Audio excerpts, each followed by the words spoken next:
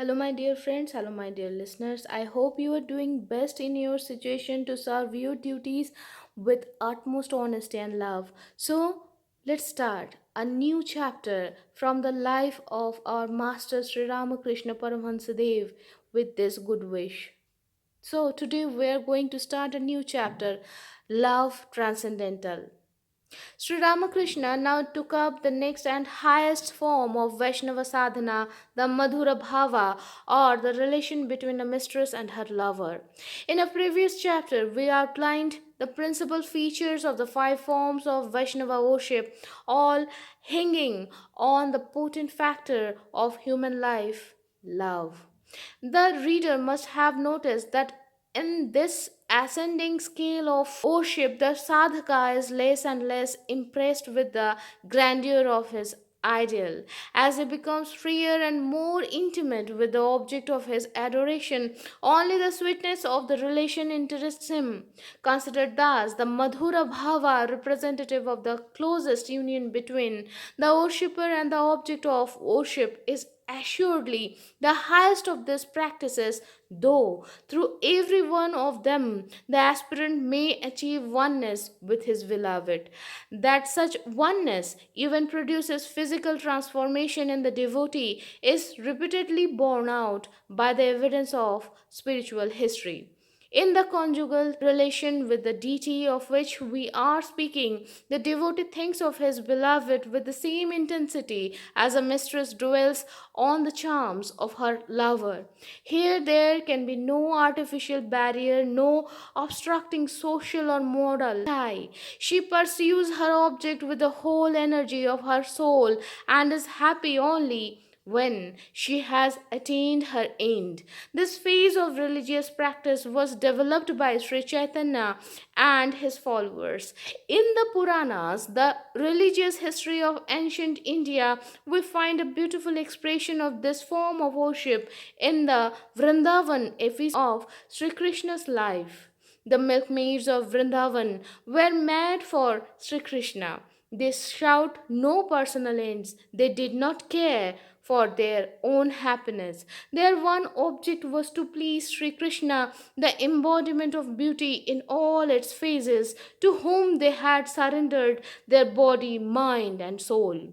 The imagery used in the Puranas to describe this state of mind has, of necessity, been clothed in human language and taken literally or superficially, seems sensual in the extreme, but as expressions of a condition of bliss far beyond the range of the saints.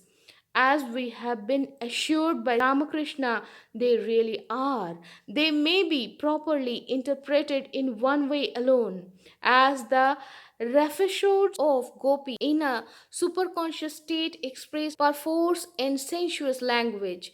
It might be interesting to our readers to interpolate here the philosophical meaning which is back of its religion of love.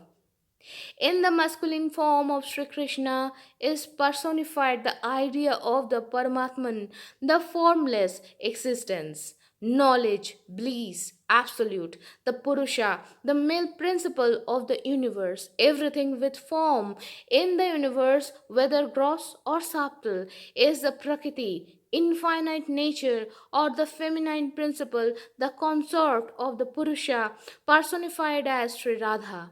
The attributes, bhavas, characteristic of this prakriti or feminine principle are nothing but different modes of approach to the Purusha personified in the gopis of Vrindavan. Chief among the gopis is Sri Radha. She it is who is closest to her Lord and who becomes merged in him. So she is the Mahabhava, the great Bhava, the synthesis of all the other bhavas and at the same time the goal of them all. Hence, if one worships him wholeheartedly with absolute purity of spirit through any one of the bhavas, one attains Mahabhava and through it the goal, liberation or bliss absolute. To make Radha's relationship with Krishna the basis of one's meditation, like her to feel pleasure only in that of Krishna to the exclusion of all personal motives, is the consummation of all other forms of devotion. The devotee of the conjugal relation serves his beloved like a servant, counsels him, rejoices and sympathizes in his joys and sorrows like a friend, and watches over his mental and physical comforts like a mother, endeavoring to please him in all respects. The perfect devotee of this type is obviously one who looks only to the comfort of the beloved, regardless of his own personal pleasure or convenience. Though jarring to modern ears, this form of discipline has its value to the Vedantis. It is a matter of common experience to him that an idea may become so predominant in the mind as to force out all other, and that peculiarity of the mind may be used in the subjugation of the lower nature and the development of the spiritual one, like using one throne to take out another.